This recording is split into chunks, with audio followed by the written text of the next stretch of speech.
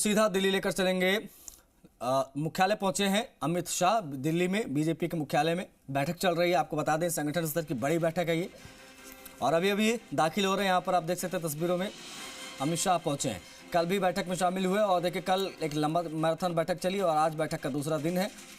तमाम नेता पहुँच रहे हैं और ये पहले से तय था कि अंतिम राउंड की जब बैठक होगी उसमें अमित शाह पहुँचेंगे, जेपी नड्डा पहुँचेंगे और तमाम तस्वीरें जो है वो हम आपको दिखा रहे हैं लगातार इस बैठक से जुड़ी हुई। वसुंधरा राजे भी इस बैठक में मौजूद हैं, सीपी जोशी साहब इस बैठक में मौजूद हैं, चंद्रशेखर इस बैठक में मौजूद हैं। भाजपा राष्ट्रीय पदाधिकारियों की दरअसल ये बैठक है और इसका है आज दूसरा दिन।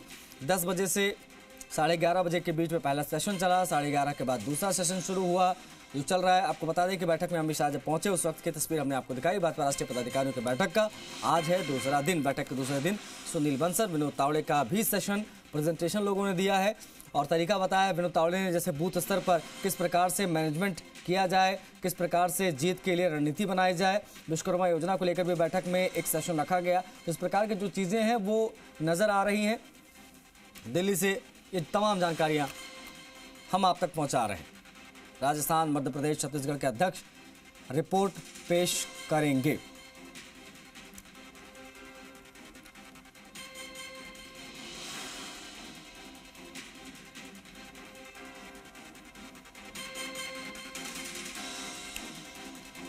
बैठक का आज दूसरा दिन है। दिल्ली से ये अपडेट्स जो आ रही है हम आप तक सबसे पहले पहुंचा रहे हैं। भाजपा राष्ट्रीय पदाधिकारियों की बैठक का आज है दूसरा दिन। बैठक के दूसरे दिन सुनील बंसल, विनोद तावड़े का सेशन है और विनोद तावड़े ने किस प्रकार से प्रेजेंटेशन दिया, कल भी प्रेजेंटेशन हमने देखा किस प्रकार से अनिल बलूनी से लेकर तमाम नेताओं ने दिया। आपको बता दें कि आने वाले लोकसभा चुनाव के मद्देनज़र ये बैठक बेहद महत्वपूर्ण मानी जा रही है। जब अमित शाह पहुंचे तो उस वक्त की तस्वीरें हम आपको दिखा रहे हैं। आपको बता दें कि अमित शाह इस वक्त बैठक में पहुंच चुके हैं। राजस्थान, मध्य प्रदेश, छत्तीसगढ़ के अध्यक्ष रिपोर्ट पेश करेंगे। तीनों राज्यों में हाल में विधानसभा चुनाव हुए, वहां पर वो जीतकर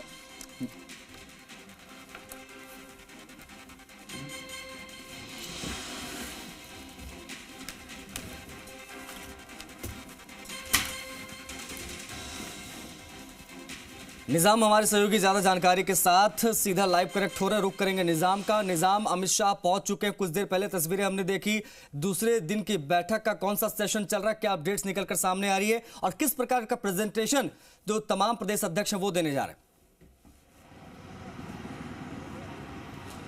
देखिए बिल्कुल, अगर कहें तो दूसरा दिन है बैठक का राष्ट्रीय पदाधिकारियों की। और इस बैठक में जो करीब देखिए लंच के बाद का जो सेशन है एक तरीके से कुछ देर के लिए रेसिस रखा गया था, उसके बाद वापस जो बैठे हैं 2 बजे और अब 2:30 बजे जो है करीब देखिए कि अमित शाह, केंद्रीय गृह मंत्री अमित शाह जो कि पहले से प्रस्तावित था वो पहुँच चुके हैं। उनका स्वागत किया जेपी नड्डा ने, राष्ट्रीय अध्यक्ष ने। और इसके साथ ही अब वो अंतिम कह सकते हैं इस पूरी 2 दिन की बैठक का अंतिम सेशन जो है वो एक तरह से शुरुआत हो गई है, जो करीब 4 बजे तक चलने की संभावना है, उसके बाद भी जारी रह सकता है।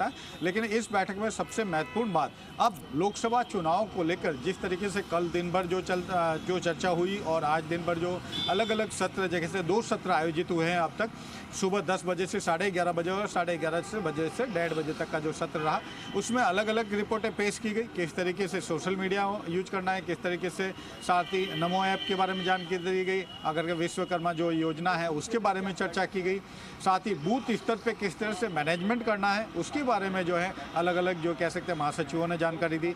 और अब जो है कुछ देर पहले जो है प्रदेश अध्यक्ष, जितने भी प्रदेश अध्यक्ष हैं जो चुनावी राज्यों जो हाल ही में चुनाव हुए हैं, अगर खासतौर से कहें राजस्थान, मध्य प्रदेश, छत्तीसगढ़ में, इन जो राज्यों के प्रदेश अध्यक्ष, तेलंगाना प्रदेश अध्यक्ष हैं, उनकी ओर से रिपोर्ट पेश की गई है। किस तरीके से चुनाव में उन्होंने क्या रणनीति अपनाई, किस तरीके से राज्य लेवल पे जो है उनको ऊपर से निर्देश मिला और उन्होंने जमीनी लेवल तक वो बातें पहुंचाई और उसको कामयाब करने में वो कामयाब हुए इस तरह से कहें। और राजस्थान के प्रदेश अध्यक्ष सीपी जोशी ने भी अपनी रिपोर्ट पेश की है कि जिस तरह से राजस्थान में 115 सीटें आई है बीजेपी की और वो जीती है इस तरह से, और उस पूरे रोड मैप को उन्होंने सामने रखा कि किस तरह से चर्चा की और साथ में ये भी कि वो लोकसभा को लेकर लोकसभा चुनाव में वो किस तरीके से 25 सीटों को जीतने के लिए अगर कहें तो रणनीति तैयार करेंगे। इन सभी चर्चाओं के साथ अब जो महत्वपूर्ण चरण आ गया है इस 2 दिन की बैठक का समापन की ओर है और ये अंतिम कह सकते हैं 2:30 बजे से लेकर जो 4 बजे तक सत्र होगा। इस सत्र में ना केवल देखिए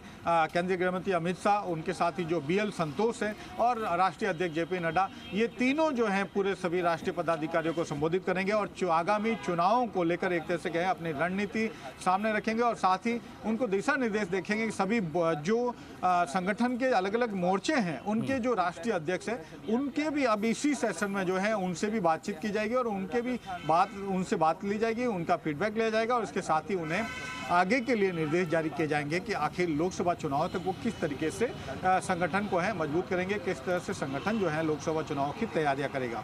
सबसे अंत में जो कह सकते हैं, सबसे पहले केंद्रीय गृह मंत्री अमित शाह की संवाद करेंगे, बातचीत करेंगे और उसके बाद उनका करीब सेशन रहने वाला, उसके बाद जो है BL संतोष जानकारी देगा और सबसे अंत में JP नड्डा जो है संबोधित करेंगे और इसके बाद जो है सेशन की समाप्ति हो जाएगी। निजाम, जाहिर तौर पर लेकिन ऐसा कहा जाता है कि भारतीय जनता पार्टी की जो ताकत है वो उनका संगठन है और संगठन पर वो पन्ना प्रमुख तक पर विचार करते हैं। उनसे भी प्रधानमंत्री लेवल के नेता जो है वो बात करते हैं, राष्ट्रीय अध्यक्ष बात करते हैं, JP नड्डा उनको बूस्ट अप करते हैं। तो क्या उसी रणनीति के तहत ही पार्टी यहां से आगे बढ़ेगी और बूथ दर बूथ जीतने का प्रयास एक बार फिर से बीजेपी करेगी? क्योंकि विनोद तावड़े ने जो अपना प्रेजेंटेशन दिया है उसमें इस बात की रणनीति उन्होंने रखी है कि बूथ दर बूथ जीतिए, चुनाव जीतिए हर लोकसभा में।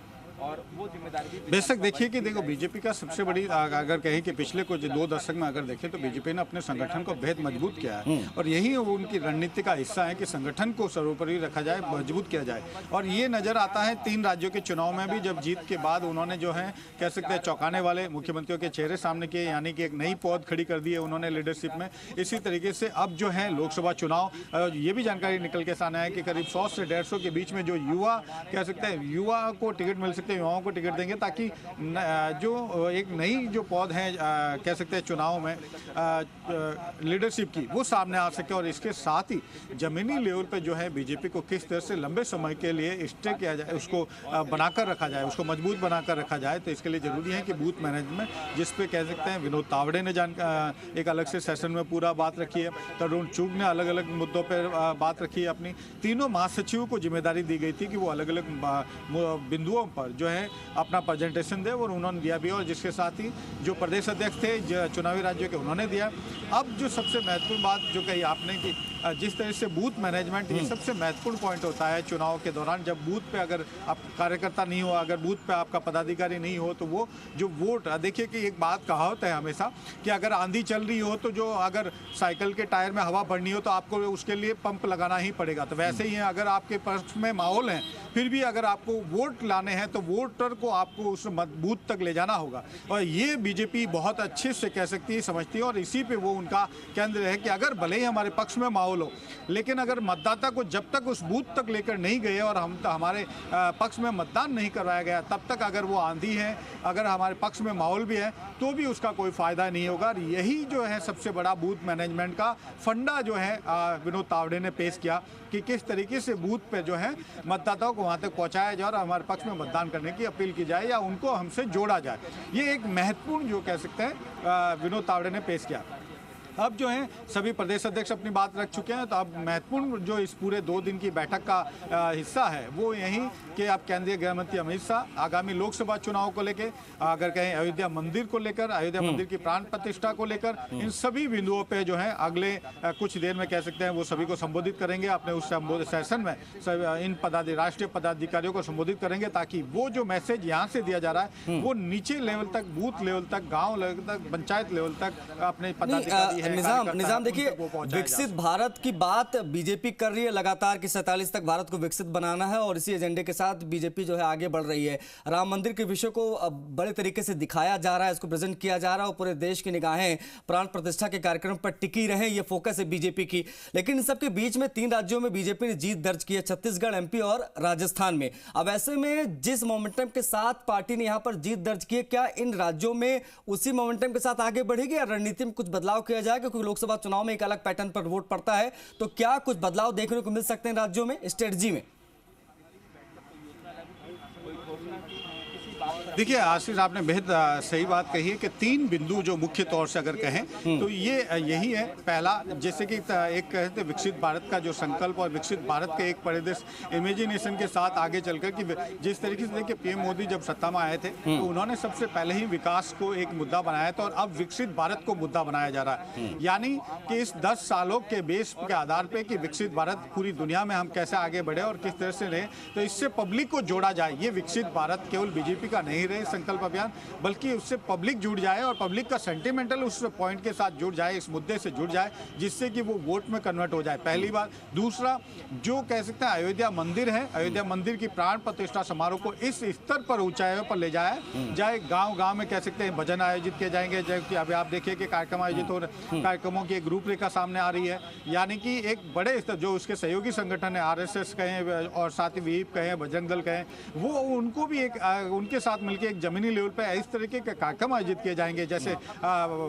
जिस दिन प्राण प्रतिष्ठा होगी उस दिन पूरे देश के पंचायत स्तर पर कार्यक्रम आयोजित करने की प्लानिंग कर रही है, ताकि उसके जरिए लोगों को फिर से जोड़ा जा सके और वो चुनावों में उनके पक्ष में माहौल बनाए। तीसरा बिंदु, विकसित भारत जो अभियान है, इस अभियान को देखो एक बहुत सुनियोजित तरीके से कह सकते हैं हर विधानसभा स्तर पर जो एलईडी वैन है, उस एलईडी वैन को गांव-गांव तक ले जाया जाए और 4 घंटे का एक ऐसा कार्यक्रम प्रत्येक ग्राम पंचायत स्तर पर बनाया जाए, जिससे कि 1000 लोगों तक वो जो बीजेपी है अपनी सरकार और अपने मुद्दों को, वह सरकार की योजनाएं और अपने मुद्दों को वहां तक पहुंचा सके।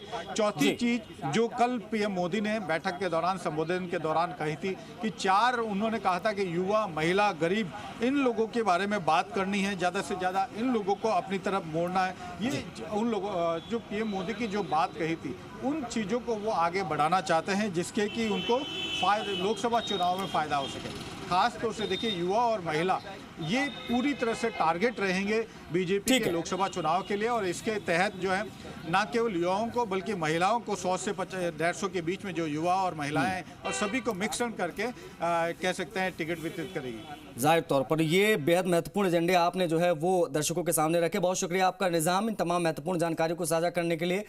तो भारतीय जनता पार्टी